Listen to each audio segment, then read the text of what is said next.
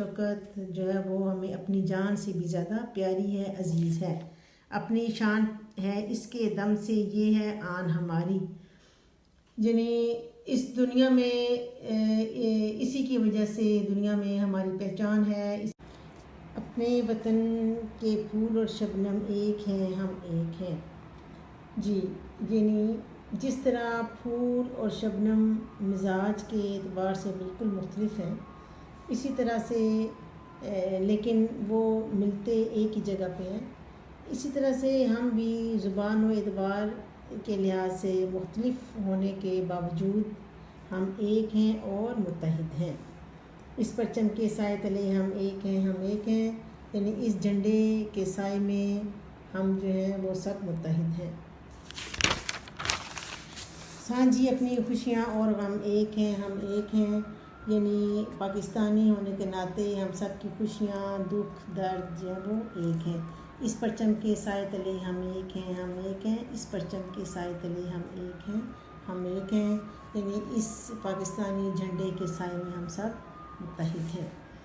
اچھا بچوں، آپ آتے ہیں مشقی سوالات کی طرف۔ سوالات کے مختصر جواب دیں، اور یہ آپ کے جو ہے یہ زبانی ہیں۔ شاعر نے کون سی دو چیزوں کو سانجھا قرار دیا ہے؟ تو بچوں شاعر نے خوشی اور غم کو سانجھا قرار دیا ہے۔ بند مٹھی سے شاعر کی کیا مراد ہے؟ تو بند مٹھی سے شاعر کی طور اتفاق ہے۔ سوال نمبر 3، پاک وطن کی عزت کتنی پیاری ہے؟ جواب، پاک وطن کی عزت ہمیں اپنی جان سے بھی زیادہ پیاری ہے۔ سوال نمبر 2، مناسب الفاظ لگا کر مصرع مکمل کریں۔ الف، اپنی آن پہ مٹنے والے ہم جاں باز سپاہی۔ ب، اس پرچم کے سائے تلے ہم ایک ہیں ہم ایک ہیں۔ جیم، پاک وطن کی عزت ہم کو اپنی جان سے پیاری۔ دال، بند مٹھی کی صورت باہم ایک ہیں ہم ایک ہیں۔ ہے، سانجھی اپنی خوشیاں اور غم ایک ہیں ہم ایک ہیں۔ سوال نمبر 3، نظم کو سامنے رکھتے ہوئے درست جواب کی نشاندہی ٹھیک سے کریں۔ الف، ہم سب کے سائے تلے ہم کس کے سائے تلے ایک ہیں؟ آسمان، بادل، اسلام یا پرچم؟ تو ہم سب پرچم کے سائے تلے ایک ہیں۔ ہم سب کس کے مسافر ہیں؟ ایک ہی ٹرین کے، ایک ہی کشتی کے، ایک ہی بس کے یا ایک ہی جہاز کے؟ تو ہم سب ایک ہی کشتی کے مسافر ہیں۔ جاں باز سپاہی کس پہ مٹنے والے ہیں؟ اپنی آن پر، اپنے پرچم پر، اپنے وطن پر یا اپنی عزت پر؟ تو جاں باز سپاہی اپنی آن پر مٹنے والے ہیں۔ کس کی عزت ہمیں اپنی جان سے پیاری ہے؟ پرچم کی، دین کی، وطن کی یا اپنی؟ اور تو جواب ہے صحیح کہ ہمیں اپنے وطن کی عزت ہمیں اپنی جان سے پیاری ہے۔ آگے ہے، پھول اور شبنم کس جگہ ایک ہیں؟ چمن میں، باغ میں، وطن میں، پاکستان میں؟ تو پھول اور شبنم وطن میں ایک ہیں۔ آگے بچوں سوال نمبر 4 ہے، ایک ہی کشتی کے ہیں مسافر، ایک منزل کے راہی، اور اپنی آن پہ مٹنے والے ہم جاں باز سپاہی۔ اس شعر میں ایک ہی کشتی کے مسافر، ایک منزل کے راہی اور جاں باز سپاہی سے کیا مراد ہے؟ تو بچوں یہاں پہ سب سے پہلے جو بات آ رہی ہے وہ ہے ایک ہی کشتی کے مسافر۔ ایک ہی کشتی کے مسافر سے مراد ہے ایک ہی وطن کے لوگ یا ایک ہی وطن کے افراد یا باشندے۔ آگے ہے، ایک منزل کے راہی۔ ایک منزل کے راہی سے مراد ہے کہ ایک ہی مقصد رکھنے والے لوگ۔ آگے جاں باز سپاہی، جاں باز سپاہی سے مراد ہے کہ جان قربان کرنے والے محب وطن افراد۔ آگے بچے دیکھیں سوال نمبر 5، درج ذیل الفاظ کے مترادف لکھیں۔ تو یہ آپ دیکھیں مترادف، پرچم، پرچم جھنڈا، سانجھی حصہ داری، چمن باغ، گگن آسمان، راہی مسافر، جاں باز جان قربان کرنے والا یا جان نثار، آن شان یا عزت۔ اگلا سوال ہے کہ درج ذیل الفاظ کے متضاد لکھیں۔ خوشی، خوشی کا ہوگا غم، غمی بھی ہو سکتا ہے۔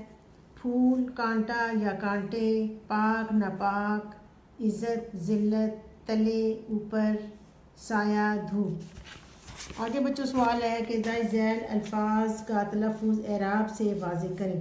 تو پہلا ہے جان باز، جان باز بولتے ہیں، یہ نون غنہ کی وجہ سے جین زبر الف جا، نون با زبر الف با، زے ساکن، جان باز، جان باز۔ عزت عین زیر زے، عز زے زبر تے، زت عزت۔ منزل میم زبر نون من، زے زے لام ذل، منزل۔ ادائیگی ٹھیک کریں تو اعراب بھی ٹھیک ہو جائیں گے۔ سپاہی سین زیر سے، پہ زبر الف پا، ہے زیر یہ ساکن ہی، سپاہی۔ چمن چے زبر چا، میم زبر نون ساکن من، چمن۔ آگے بچے دیکھیں کالم الف اور کالم بے کے متعلقہ الفاظ کو آپس میں ملائیں۔ اب یہ متعلقہ الفاظ ہیں، اس میں ملے جلے ہیں، متضاد بھی ہیں، مترادف بھی ہیں، تو آپ نے متعلقہ الفاظ کو ملانا ہے۔ پرچم پرچم، جھنڈا، سانجھی مشترکہ، چمن پھول، منزل منزل سے متعلقہ مسافر ہے، سمندر سے متعلقہ دریا ہے۔ اگلا سوال ہے درج ذیل الفاظ کو اپنے جملوں میں استعمال کریں۔ نمبر 1 ہے دھارے۔ دھارے کا جملہ ہے کہ ہم سب دریاؤں کے دھارے ایک ہی سمندر میں گرتے ہیں۔ نمبر 2 چمن، تو چمن کا جملہ چمن میں خوشبو پھیلی ہوئی ہے، یا چمن میں پھولوں کی خوشبو پھیلی ہوئی ہے۔ آگے ہے شبنم، پھولوں پر شبنم کے قطرے چمک رہے ہیں۔ آن، ہمارا پرچم ہماری آن ہے۔ بچوں آپ نے ہر لفظ سے 2 جملے الگ بھی بنانے ہیں۔ اگلا سوال ہے اسماء کی تذکیر و تانیث۔ تذکیر کہتے ہیں مذکر کو، تانیث مونث، اسماء اسم سے ہے، اسم کی جمع۔ کسی شخص، جگہ یا چیز کے نام کو اسم کا نام اسم کہلاتا ہے۔ جنس کے لحاظ سے اسم کی 2 قسمیں ہیں، مذکر اور مونث۔ اس لیے جملہ بناتے وقت اس امر کا خیال رکھنا چاہیے کہ جو اسم مذکر ہوں ان کے ساتھ فعل بھی مذکر استعمال ہوگا، یعنی اگر اسم مذکر ہے، نام مذکر ہے، تو اس کے ساتھ فعل بھی مذکر ہوگا، اور جو اسم مونث ہوگا اس کے ساتھ فعل بھی مونث ہوگا۔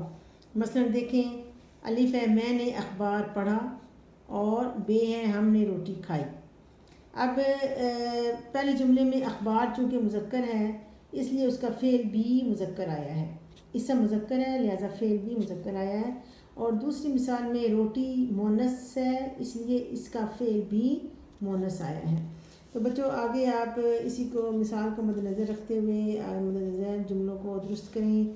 الف یہ کس کی قلم ہے، تو یہ کس کی نہیں آئے گا کیونکہ قلم جو ہے وہ مذکر ہے، تو اس کے لیے آئے گا یہ کس کا قلم ہے۔ بے اسلم نے نئی قمیض پہنی، تو صحیح ہوگا اسلم نے نیا قمیض پہنا۔ قمیض چونکہ مذکر ہے اس لیے اس کے ساتھ فعل بھی مذکر ہوگا۔ آگے بچوں ہم نے ہاکی کھیلا، ہاکی چونکہ مونث ہے اس لیے اس کا فعل بھی مونث آئے گا، ہم نے ہاکی کھیلی۔ یہ میز کس نے بنایا، میز چونکہ مونث ہے اس لیے اس کا فعل مونث آئے گا، یہ میز کس نے بنائی۔